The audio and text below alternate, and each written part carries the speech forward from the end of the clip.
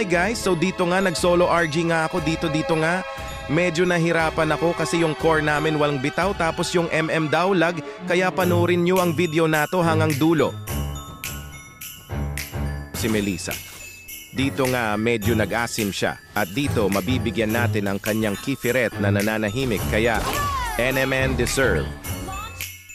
Dito level 3 na nga ako at siya level 2 kaya mabibigyan ulit natin siya. Kaya naman deserve sabay umalis na para nothing happen.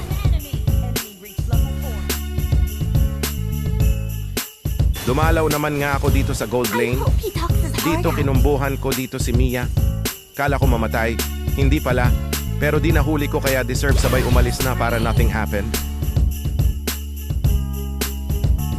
Dito ganda nga ginawa ko, nag-rotate ako mapuntang gold. Tapos napatay ko dito si Mia at Melissa. Sabay umalis na parang nothing happened. Dito ay nag-clash kami tapos pumasok dito yung gatot. Kaya mabibigyan siya dito tas mabibigyan rin tayo ni Nolan Deva. Kung nga si Mia na lang dito natitira kaya pinasok namin sa tore. Kung hindi ka pa nakafollow bitaw baka NMN. Dito na nagtatapos ang aking kwento. Bye!